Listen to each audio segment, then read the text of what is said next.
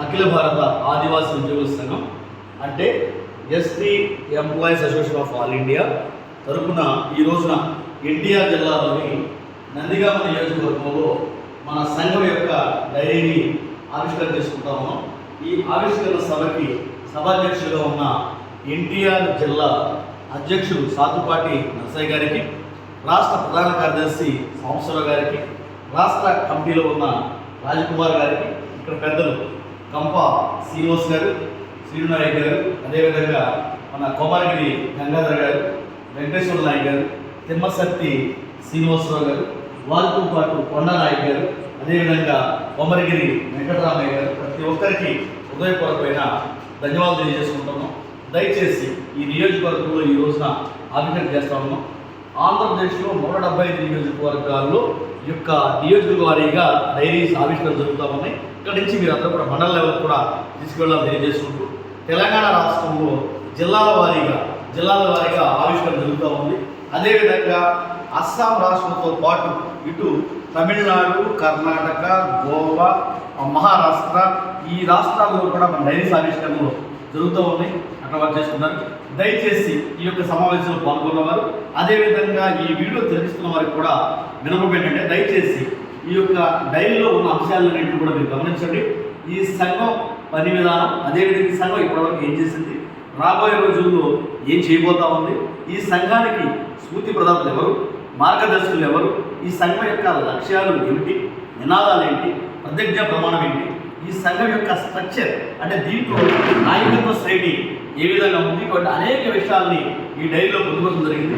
దయచేసి ఈ డైరీని అందరూ కూడా పరిశీలించవలసిగా కోరుకుంటూ, అదేవిధంగా ఎక్కడ ఏ సమావేశం నిర్వహించినా కూడా దయచేసి వాటిని వీడియో రూపంలో తీసుకొచ్చినట్లయితే మన సంఘానికి 1950 at the rate of Indian Constitution అనే ఒక యూట్యూబ్ ఛానల్ కూడా ఉంది. ఆ యూట్యూబ్ ఛానల్లో మనము అప్లోడ్ చేస్తాం. దయచేసి మీరు తిరగండి. మీతో పాటు మన వాళ్ళందరూ కూడా తిరిగి చేయండి. ఈ సంఘం యొక్క మెయిన్ కంటెంట్ ఏంటంటే, ఈ సంఘంలో ఒక చిన్న స్థాయిలో ఈ సంఘ నాయకుడిగా వస్తే, సుమారుగా మండలాధ్యక్షుడు వచ్చితే ఫర్ ఎగ్జాంపుల్, వారు నేషనల్ అధ్యక్షుడు కూడా ఎదిగే అవకాశం ఉంది.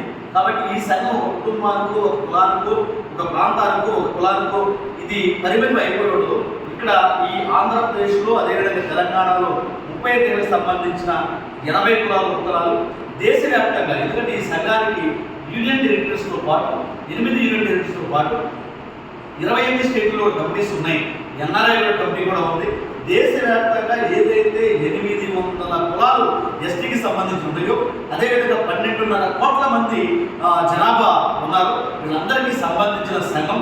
దయచేసి ఈ సంఘం నాయకులు తయారు చేసే కర్మాగారంగా ఉంది.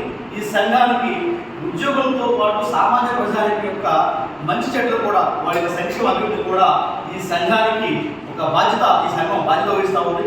ఈ విషయాలన్నింటినీ కూడా దృష్టిలో పెట్టుకుని ఈ సంఘం ఏ విధంగా పనిచేస్తుందో మీరు పరిశోధించి ఈ సంఘమైన ప్రయోగాలు చేసి, దయచేసి ఈ సంఘాన్ని ప్రజలకు ఎంతో చేస్తూ మనము ఈ తాత్కాలిక, అదేవిధంగా శాశ్వత లక్ష్యాలను కూడా మీరు మైండ్లోకి అందరూ కూడా తీసుకువెళ్తారని చెప్పేసి, ఇప్పటి వరకు ఈ గత 70 సంవత్సరాల నుంచి ఎన్నో సంఘాలు వచ్చి ఎంతోమంది నాయకులు పనిచేశారు.